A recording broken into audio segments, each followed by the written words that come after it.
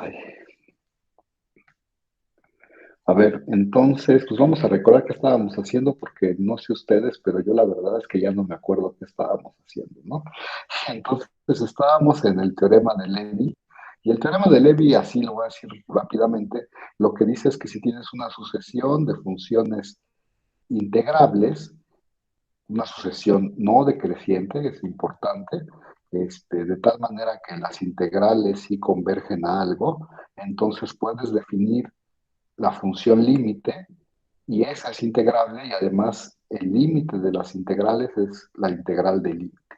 Bueno, no sé si lo dije rápido, pero es más o menos la idea, ¿no? Sucesión, no decreciente, las integrales sí de verdad no se vayan a infinito, entonces se puedes tomar el límite y esa función es integrable y además las integrales convergen, las integrales de la asociación convergen a la integral del límite. Bueno, eso es lo que dice el teorema de Levi. Estas cosas son importantes, ¿no? Como que dice, en cierto sentido aquí dice que la integral respeta límites, ¿no? O sea, que respeta límites, híjole, no sé si decirlo de esta manera, pero que el tomar integrales es como una operación continua de alguna forma, ¿no? Respeta límites. Pero bueno, si todo esto suena pues bonito, un poco raro si nunca has trabajado con estas cosas, pero nada más para hacer un comercial, si uno supiera análisis funcional, es decir, donde los espacios ahora tienen como puntos funciones, esto se podría interpretar como una especie de convergencia en el espacio de funciones. No se podría interpretar, de hecho se interpreta. Y entonces la integral de Lebesgue es buena en este sentido, ¿no? Es una cosa que respeta como límites. Pero bueno, ya no quiero decir nada más al respecto. Vamos a recordar qué estábamos haciendo. Estábamos suponiendo primero que la F0, bueno, estábamos haciendo el primer caso, que era que la primera era era casi en todas partes la constante cero, y eso nos decía entonces que todas las funciones, pues como van haciéndose más grandes, pues todas son positivas, ¿no? Esa es como la gracia de esta suposición. Y bueno, todas son positivas, y bueno, la siguiente cosa que notamos es que si uno toma las integrales de cada una de las fn's, esto es una sucesión de números reales, no decreciente, y que converge, y no solo converge, converge al supremo, ¿no? Eso es lo que, eso es lo que habíamos dicho, y por eso es importante que el supremo sea finito para que en realidad esta sucesión de verdad sea un límite de esta sucesión, de verdad sea un número real, ¿no? Y luego habíamos hecho nada más como adecuaciones, ¿no? Estábamos tratando de ver que una cosa era integrable, y entonces lo que estamos haciendo son adecuaciones a las cosas, y bueno, voy a decirlo rápidamente, así sin decir muchos detalles, espero que todo el mundo medio se acuerde. Primero, pues este dominio era un conjunto que es, bueno, con nulo, ¿no? Es decir, que las funciones están definidas casi en todos lados. Que este conjunto, como la F0 estamos suponiendo que es cero en casi todos lados, también es con nulo, y este conjunto en donde de verdad la sucesión es, ¿cómo se llama? No decreciente, también es con nulo, y entonces me voy a fijar nada más en la intersección de esos tres. En realidad estoy trabajando con un conjunto suficientemente grande, ¿no? Y bueno, también teníamos que había conulos donde las funciones eran medibles y entonces no solo trabajábamos en el F, sino además nos restringíamos a donde cada una de las funciones era medible y habíamos observado que no perdíamos nada, ¿no? Que en realidad seguíamos trabajando en un conjunto que es muy grande en cierto sentido, ¿no? O sea, está definido todo bien en casi todas partes. Recuerden que todo esto que estamos, todas estas precisiones que estamos haciendo solamente son para decir, bueno, al final voy a tener un conjunto suficientemente grande en donde funciona todo como debería de funcionar y ya puedo decir cosas generales de las funciones en ese contexto, ¿no? Y bueno, más aún, adentro de este metíamos un conulo medible, luego definimos algunas cosas, yo creo que sí son importantes recordarlas rápidamente, definimos este HNDA, que en realidad era bueno, es como estos que nos daban la definición de ser medible, y observamos que estos HNDA también eran medibles, y no solo eso, podíamos calcular, ¿cómo se dice? Sí, podíamos calcular la integral de la función característica de Hn, bueno, por supuesto por A, y la podíamos calcular de cierta manera, de hecho teníamos una cota para esos Hns de A, y entonces no solo nos daba que estos Hns eran medibles, sino nos decía qué tan grande era su medida, ¿no? Son de medida finita en particular, eso es lo que quiero que recuerden. Bueno, también habíamos dicho que esta sucesión era una sucesión, ay, ¿cómo se dice eso? No decreciente, y lo probamos, y bueno, y finalmente definíamos los H's de A's, que es la unión de los HNs, y bueno, habíamos dicho que esos también medían una medida finita, ¿eh? Bueno, les digo que estoy recordando eso porque lo voy a usar, en particular, pues bueno, para cada A habíamos dicho que esta era una medida finita, y de ahí sacamos estos H de los navales, sacábamos estos conjuntos y sacábamos un conjunto que tenía medida cero, aquí está la prueba de que tenía medida cero, y ahora sí, después de toda esa chamba, decíamos, el conjunto que nos interesa es que es medible, es conulo, y bueno, y queremos trabajar con F restringida a esa E. Y lo que nos quisiéramos en este momento, que fue donde nos quedamos ayer, es probar que esta F restringida a este conjunto estaba en 1. Y recuerden que para estar en 1 íbamos a utilizar un lema que no sé si sea conveniente en este momento regresarme a él, no lo voy a hacer a menos que me lo pidan, un lema que nos decía cómo se caracterizaba el hecho de estar en 1. Y este lema tenía 3 cosas, y entonces voy a tratar de escribir esas 3 cosas y bueno, voy a tratar de probar que se cumplen esas 3 cosas para esta función. Y si uno recuerda aquel teorema, que si quieren al final lo recordamos, este, pues vemos, ¿no? Pues a ver, empezamos con eso que acabo de decir al último. Entonces, recuerde usted que mi objetivo es probar que esta función está en 1. Y entonces, pues empiezo. La primera propiedad hablaba de un conjunto medible en el que cuando restringías tú la función a ese conjunto medible, este, a ese conjunto medible, la función era medible. Chin, se oyó re feo, pero lo voy a decir rápidamente, ¿no? Entonces, como tratando de probar el 1 de aquel teorema, voy a decir lo siguiente, ¿no? Entonces, a ver, primero vamos a observar que si X está en es el conjunto que me interesa. De hecho, aquel teorema hablaba que adentro del dominio había un conjunto que cumplía ciertas propiedades. En realidad no voy a meter a nadie adentro, ya que como hice toda esta construcción tan complicada, el que va a servir va a ser el mismo E, ¿no? Entonces, este es el que me va a servir y ahorita digo que cumple, ¿no? Bueno, si se toman un punto en E, entonces, pues, ¿qué significa que esté en E? Significa que, por un lado, está en E estrella, pero de hecho me voy a concentrar en el hecho de que no esté aquí, y ahorita van a ver por qué, ¿no?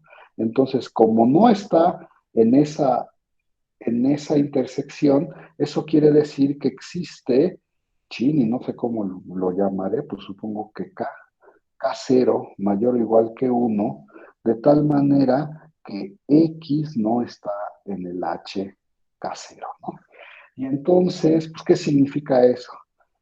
¿Qué significa eso? Y uno recuerda cómo se definía el HK0. Y el HK0 se definía como una unión de HN. Bueno, es decir, X no está en la unión con N en los naturales de los H's, N's, K0, ¿no? Eso era porque acuérdense que era ¿no? Nomás estoy cambiando y aquí le puse no está, y nadie me dijo que no le puse no está. O sea, existe uno en el que no está porque no está en esta intersección. Y eso es decir que no está en esta unión. Y eso quiere decir, a ver, lo voy a escribir. Esto quiere decir, ching, aquí estoy haciéndolo medio feo, creo que ya veo toda la página. Esto es que para toda n en los naturales, Fn de X, el no estar en esta unión era que este fuera menor que K0, ¿no? Bueno, los que estaban en la unión, no sé si lo recuerden, pero por eso lo estaba yo recordando, eran los que eran mayores o iguales que K0. Si no está en esta unión, pues entonces tiene que ser menor que K0. Y ahora sí, ya que uno observa eso, nada más estoy repitiendo la definición, uno dice, considere ahora usted la sucesión Fn de X con con X, no, con N en los números naturales. Y a ver qué me pueden decir de esa sucesión, jóvenes, rápido, díganme algo. Pues debe ser no decreciente, ¿no? Es no decreciente, ¿no? Porque acuérdense que como el X está en E estrella, y bueno, por todo lo que dijimos, pues la sucesión ahí, en este conjunto, de verdad es una sucesión que va, pues voy a decirlo, va creciendo, aunque en realidad la definición es no decreciente, ¿no? Es no decreciente, a ver, entonces lo voy a poner por aquí, es no decreciente. ¿Y qué más? ¿Y para qué estábamos? ¿Y para qué escribimos todo esto? Bueno, escribimos todo esto para decir que es una sucesión no decreciente y acotada, ¿no? Todo está acotada por el casero. Y entonces, pues esta sucesión converge, y no solo sabemos que converge, sino converge al supremo, ¿no? Y entonces, a ver, lo voy a poner por aquí. Considero esta sucesión.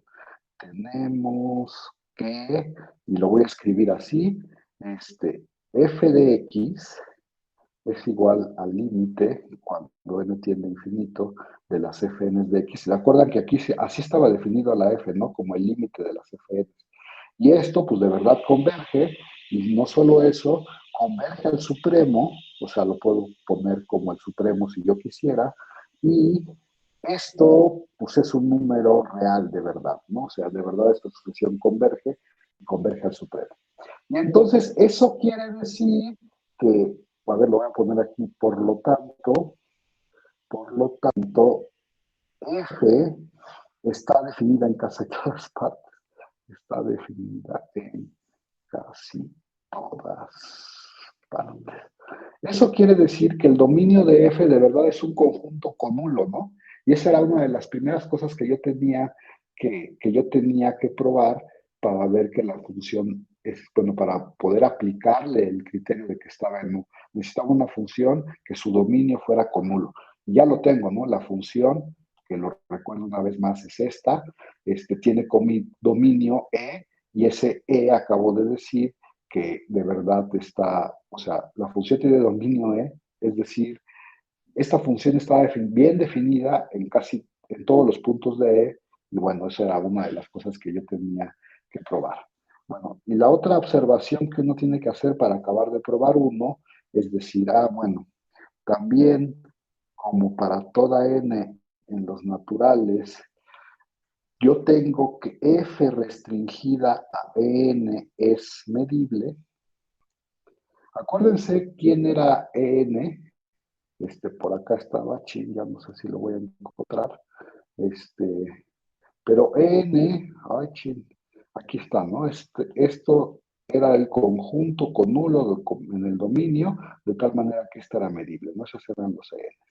Y entonces, como este es medible, por alguna cosa que probamos también anteriormente, tenemos que, bueno, Fn, aquí se me olvidó poner, tenías una sucesión de funciones con dominios medibles. Y entonces tenemos que f restringida a e, que se puede escribir como el límite cuando n tiende a infinito de las fn's restringidas a e, también es medible. También es medible. Ya acabé. Sí se entiende lo que estoy diciendo, lo voy a decir rápidamente otra vez. Todas estas son medibles. Y recuerde usted que cuando construimos a E, lo que hacíamos era también considerar los ENs, ¿no? O sea, en E en algún momento intersectamos a todos los ENs. Entonces, E está metido adentro del EN. Y entonces dices, pues si esta es medible, si esta función es medible, y yo la restringo a un conjunto que es medible, pues obtengo una función medible. Bueno, estoy hablando de esta parte, perdón, esto lo había dicho así. Y bueno, como la función es el límite, también probamos en algún momento que siempre y cuando estuviera bien definida, el límite también era medible, ¿no? Y entonces eso termina el uno. Ya les dije que no considero pertinente que se acuerden qué decían, bueno, recordar qué decía el teorema. No considero pertinente regresarme qué decía el teorema, pero el teorema en la parte uno, o sea, tenías que checar tres propiedades. Y la primera era que adentro del dominio de la función había un conjunto conulo y medible, de tal manera que cuando restringías a ese conjunto conulo y medible, la función era medible. Y eso es lo que estoy diciendo, ¿no? ¿Quién es el conjunto medible del que hablaría uno? Pues el mismo E, ¿no? De hecho, ni siquiera estoy restringiéndome más, es el dominio. Chin, y ya no sé qué hice. Bueno, entonces me voy a pasar a la propiedad 2, creo. Chin, ya no sé. Mm, ¿Cuál es la propiedad 2? Ay, creo que sí me voy a tener que regresar a ese teorema porque ya no me acuerdo cuál es la propiedad 2. Ya sí, me falta esto, que para toda epsilon, este conjunto tiene medida finita, ¿no? Bueno, vamos a probar eso. Perdón, pero tuve un lapsus mental, ya no sabía qué decía dos. Entonces, pues vamos a ver, yo creo que dos sí cabe en este cachito. Y entonces, tratando de probar dos de aquel teorema,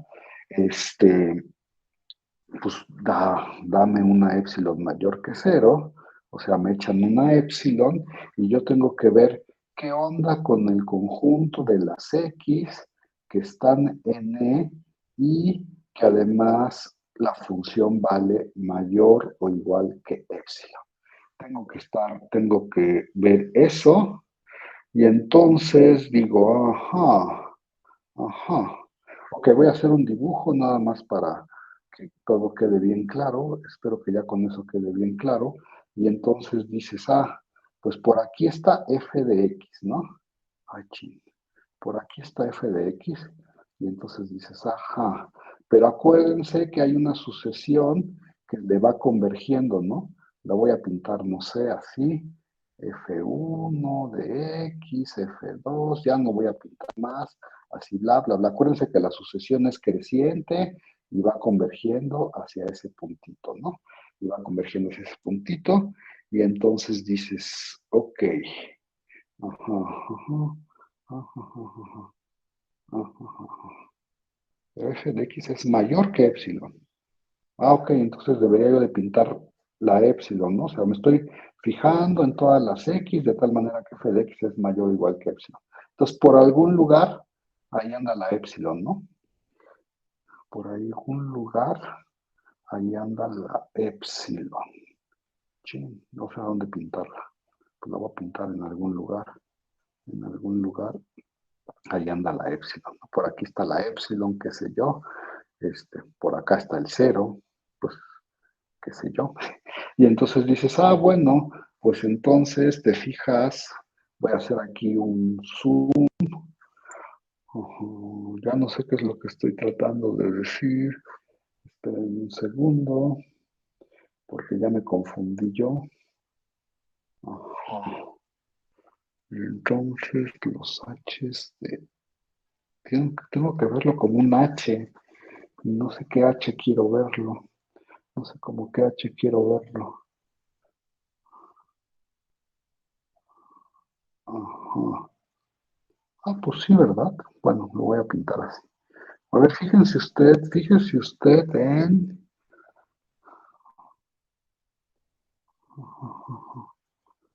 F1, F2, F3. Sí, ok, es la unión.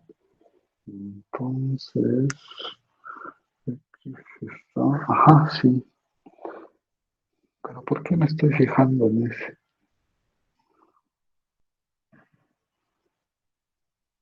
Ah, porque es mayor o igual. Ya entendí.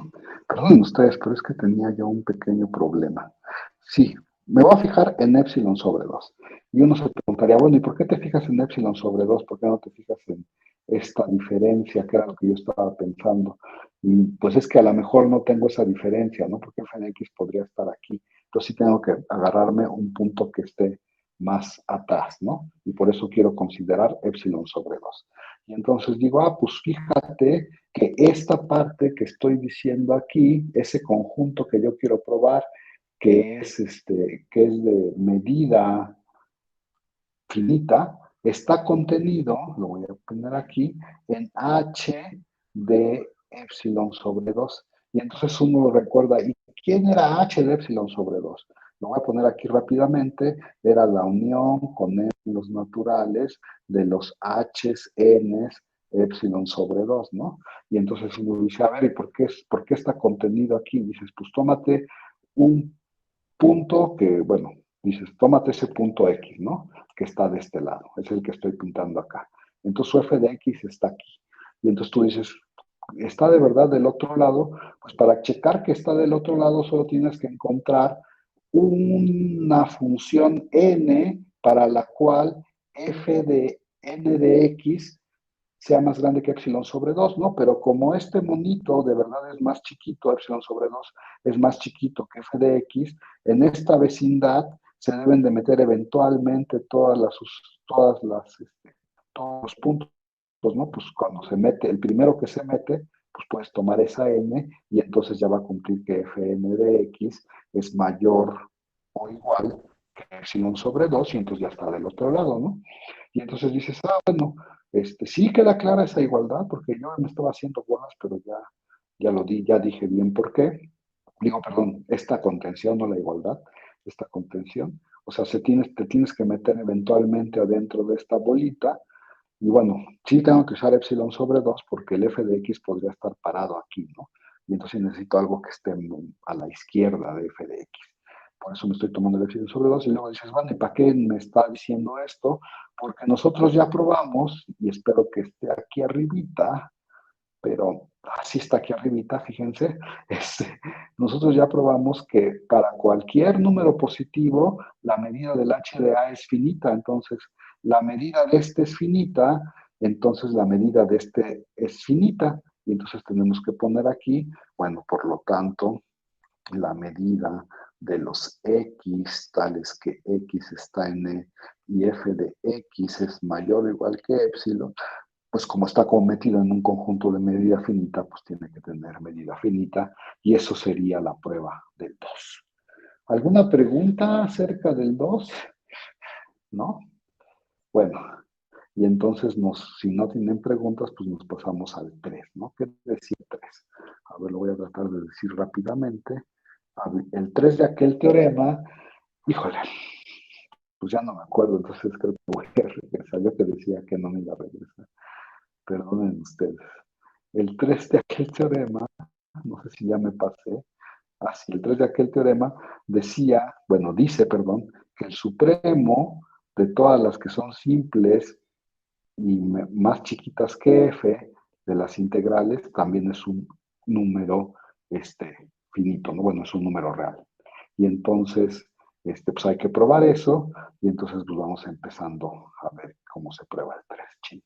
Entonces yo creo que uno empieza diciendo, pues agárrate una función simple, simple y que sea menor o igual casi en todas partes que f, ¿no?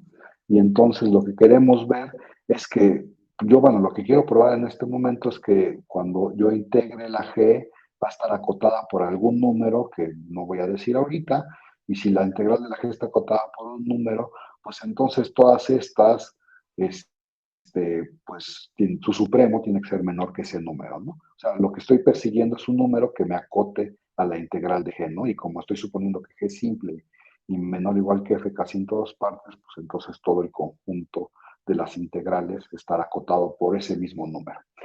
Ok, y entonces a ver, vamos a empezar diciendo, Bueno, supongamos que G es simple, recuerden que lo que queremos demostrar es que la integral de G está por debajo de algún número fijo, ¿no?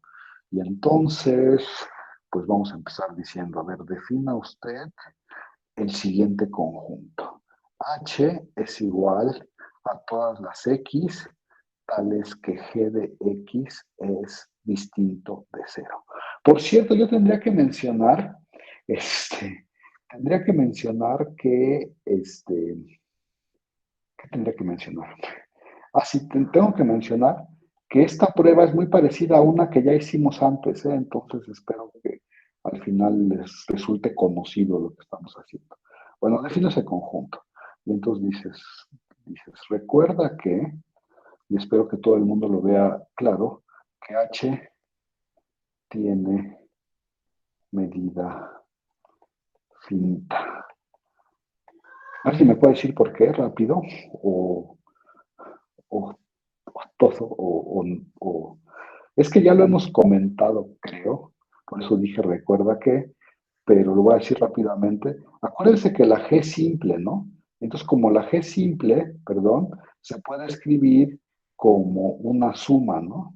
Como una suma de as, is, y aquí lo estoy escribiendo mal. G se puede escribir como una suma, no sé cómo lo escribía en ese entonces, pero creo que lo escribía así, de unos AKs por las medidas de unos EKs, ¿no? Y entonces dices, bueno, a ver, ¿cómo será posible que el G sea distinto de cero? Pues la única forma de que sea posible de que G sea distinto de cero es que esté en alguno de los EKs, ¿no? ¿Sí? Y entonces dices, pues la única forma de que te pueda dar el distinto que es de cero es que estés en la unión de los EKs. Entonces, este conjunto está contenido en la unión de los EKs. Y recuérdense que la unión de los EKs, en aquel momento que definimos simple, los EKs eran una colección finita y eso implicaba que su unión también tenía medida finita. Y entonces, por lo tanto, este conjunto pues tiene medida finita. Recuerda, bueno, según yo ya lo habíamos comentado, pero si no ya lo volví a decir. Y además también habíamos comentado que las funciones simples y que G está acotada, ¿no? Las funciones simples son funciones acotadas, también ¿cómo se llama? Lo discutimos según yo antes, pero rápidamente uno se puede acordar porque dices, bueno, a ver, pues otra vez, G cómo era, G era una función que se podía escribir de esta manera, este, K igual con 1 hasta n, con 0 que lo hemos puesto, de los AKs, las funciones características de los EKs, ¿no?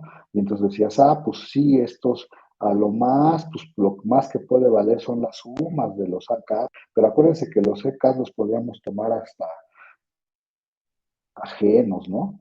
Y bueno, un candidato para la cota era el más grande de los valores absolutos, pero bueno, nada más estoy tratando de recordar, está acotada y luego aquí le voy a poner, digamos, por un número m, ¿no? Mayor que 0, ¿no? Por un número real m mayor que 0. Bueno, todo esto va para hacer las siguientes observaciones. A ver, sea epsilon mayor que 0. Pues me voy a tomar un número mayor que 0 y lo que quiero probar al final es que la integral de g está acotada por un número, ¿no?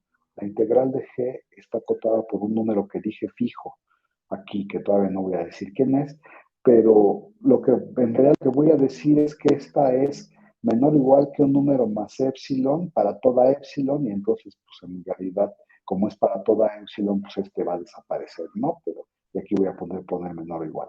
Pero bueno, nada más para que no se me pierdan hacia dónde vamos. Y entonces, a ver, para cada n en los naturales definimos el conjunto Gn que van a ser todas las x tales que x está en e y la diferencia entre G y Fn en X es mayor o igual que epsilon. Eso. Ok, o sea, me estoy fijando en así dicho muy burdamente, me estoy fijando en los puntos en los que las FNs, bueno, o sea, fijo la N y me estoy fijando en los puntos en que la diferencia entre G y FN es grande, ¿no? Grande con respecto a quién, pues con respecto a esta epsilon. Y todos los demás, pues son chiquitos, pero bueno, este, voy a decir un par de cosas de este G y voy a tratar de probar es que, bueno, que no hay muchos de estos, ¿no? Que no hay muchos puntos ahí adentro. Ok, y entonces, a ver, vamos hacia allá. Entonces, bueno, vamos a hacer observaciones, ¿no? A ver, primero, para cada n en los naturales, Gn es medible. ¿Y eso por qué? Pues ahora vamos diciéndolo rápidamente.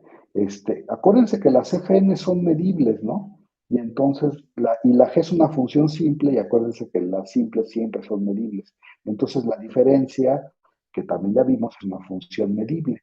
Y este es uno de los conjuntos que dices, acuérdate que esta es la imagen inversa del intervalo, epsilon infinito, ¿no?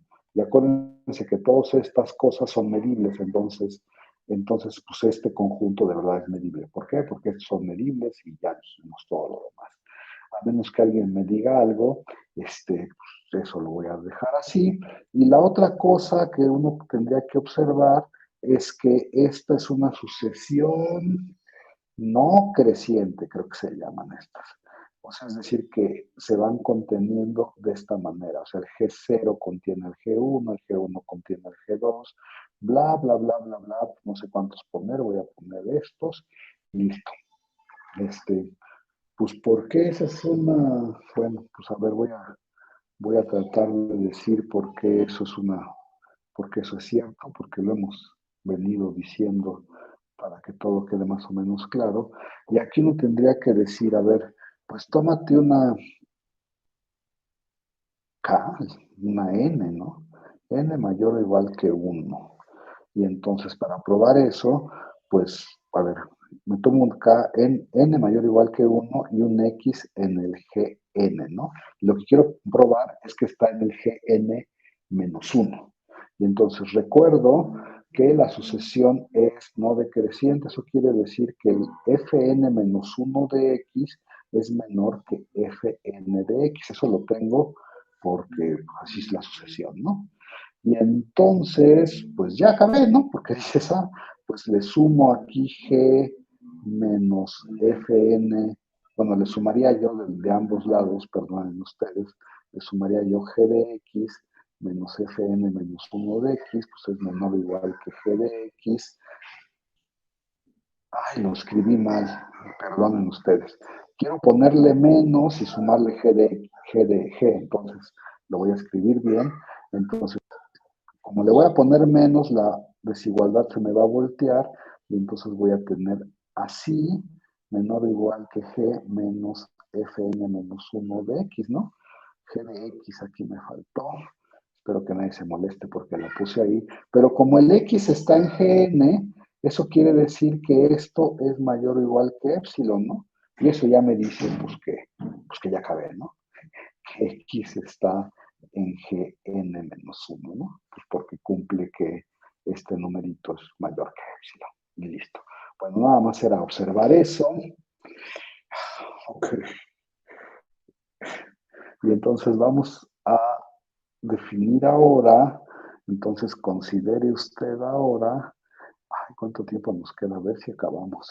La intersección desde que n es igual con 1 hasta infinito de los gn, ¿no?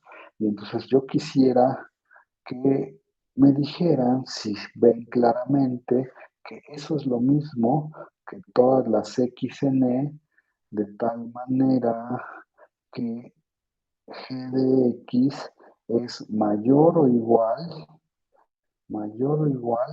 que epsilon más el supremo con n en los naturales de fn de x. Ajá. Y entonces, ¿se ve o no se ve? Bueno, no sé si se vea, pero vamos a decir algo al respecto, ¿no? Este, ¿Cómo lo digo? Pues es que sí se ve claramente, pero ustedes díganme si no. A ver, cuando uno pasa del otro lado, les queda G menos el supremo, ¿no? Es mayor o igual que épsilon. Pero acuérdense que la sucesión es creciente, entonces si hace uno las cuentas, pues eso es mayor o igual que G menos Fn para toda n, ¿no? Sí, sí se ve, porque, bueno, o sea, acuérdense que Fn es menor o igual que el supremo, multiplican por menos, se voltea la desigualdad, le suman G y entonces obtienen esta de aquí. Pero díganme si sí o no, jóvenes.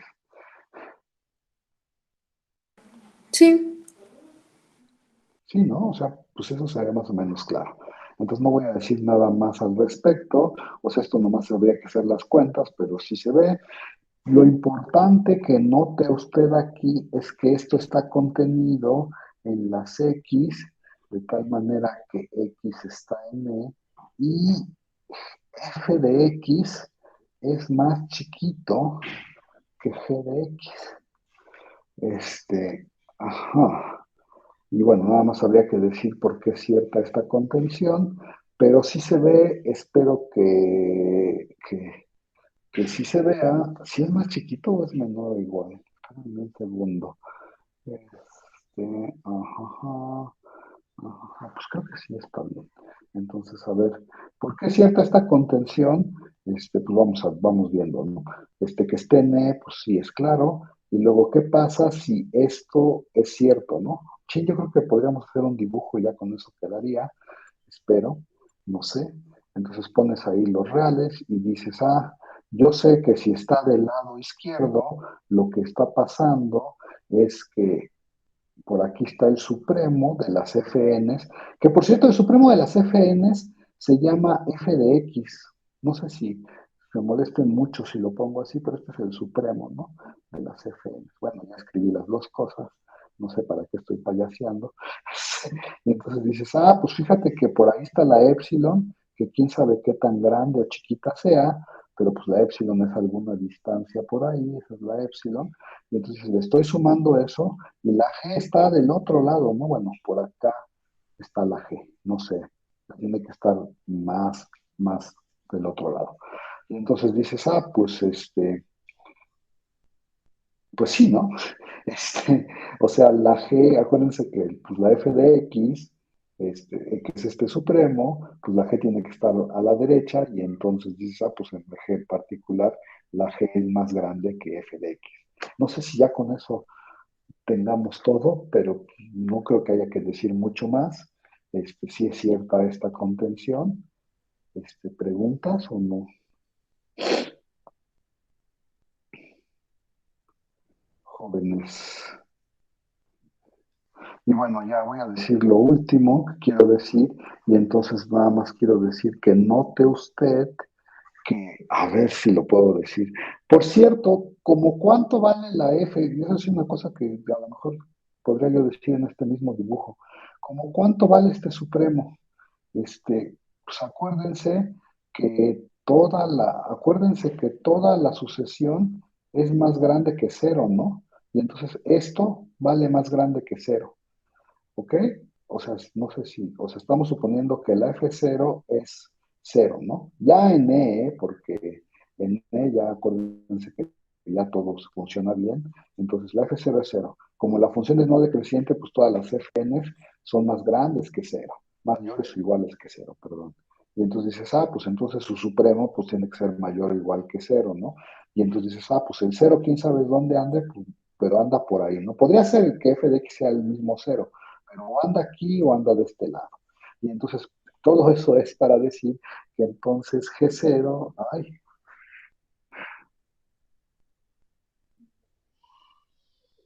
ya no sé qué estoy diciendo. Sí, perdón. Quiero, todo eso lo quiero decir. Ya no sé qué quiero decir.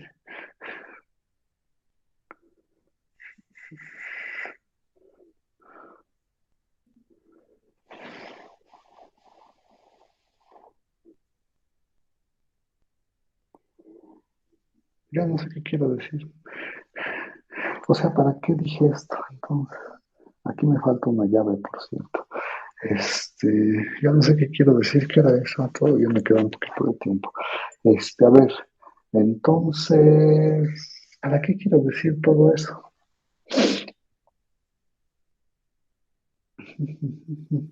Porque queríamos ver cuánto valía f de x, ¿no? F de X. No sé. Queríamos, ¿para qué quiero decir todo eso? Es medible. Ver que el supremo de las integrales de g tal que g es simple es menor que infinito, ¿no? Ah, ya. A ver, pero sí, ya sé qué quiero decir. Perdonen ustedes. Tuve otro lapsus. ¿Qué quiero decir? Lo que quiero decir es lo siguiente. La intersección, toda la intersección está metida en este conjunto, ¿no? Eso es lo que acabamos de probar. Y luego, ¿qué onda con este conjunto? Este, este conjunto es un conjunto, este, no entiendo. Ya me volví a confundir. Ay, ya me volví a confundir. Déjenme pensarlo un segundo.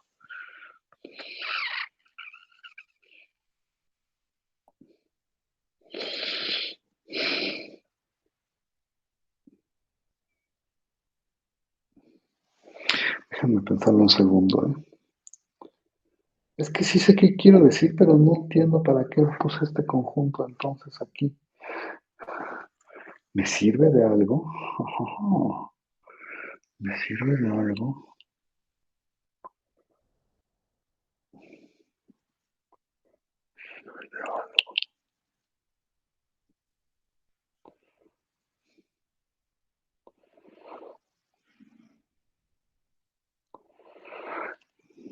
Bueno, no sé. A ver, voy a decir lo que quiero decir y a lo mejor con esto termino.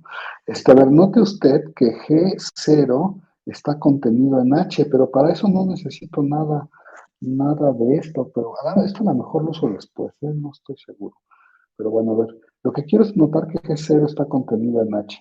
¿Por qué quiero notar eso? Bueno, a ver, primero vamos a recordar quién era G0, ¿no? G0 son todas las X en E, de tal manera que G menos F0 es mayor que epsilon, ¿no?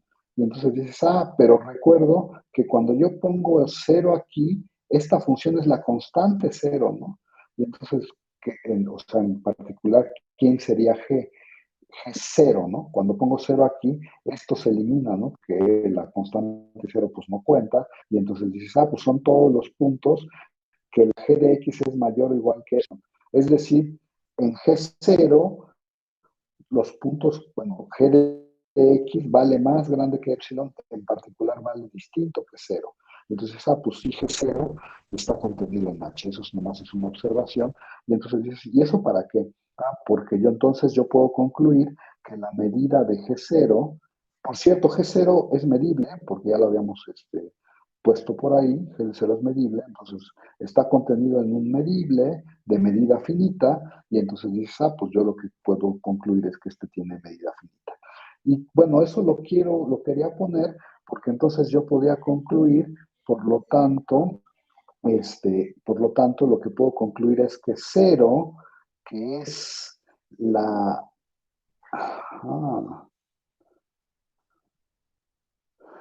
Ya, por eso quiero, perdón, ya sé que lo que quiero. Entonces, China hasta ahorita lo vi, perdonen ustedes. Bueno, a ver, esa es la parte que no había yo visto.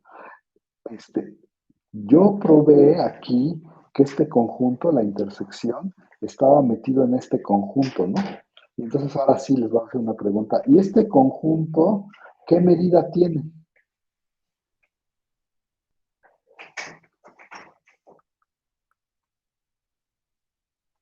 Ese conjunto qué medida tiene, jóvenes.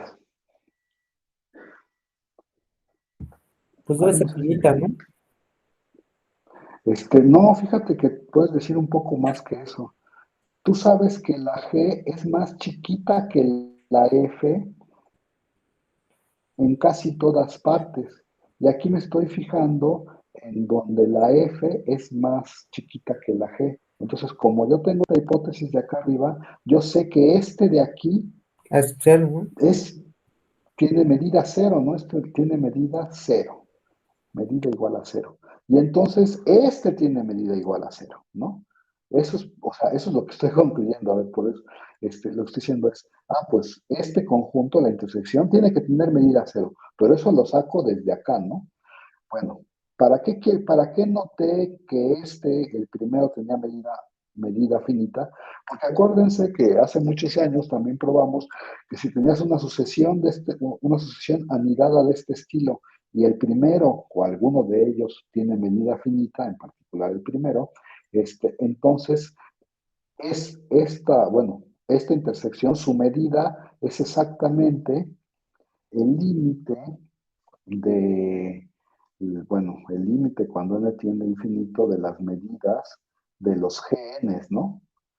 Y de hecho, este es el ínfimo, ¿no? O sea, vas haciéndote chiquito y entonces ahí tomas es el ínfimo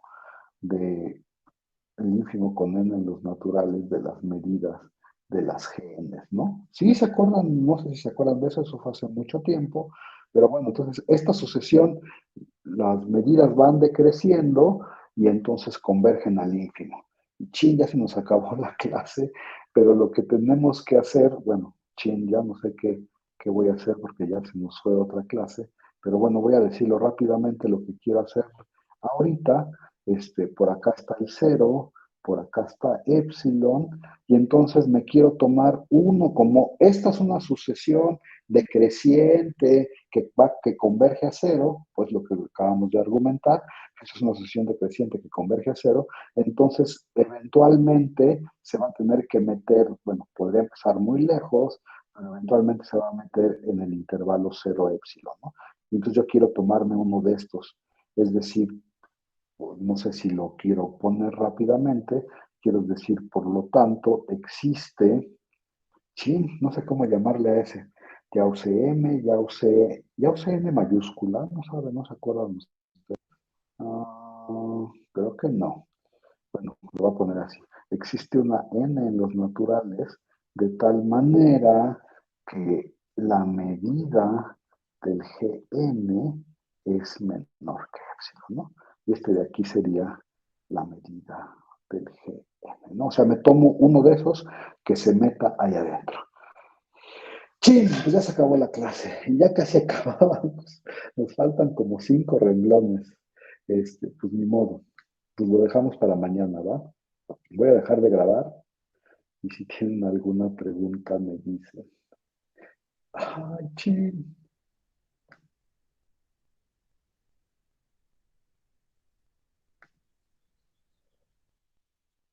Perdón, me desconecté, pero ahora sí voy a dejar de grabar.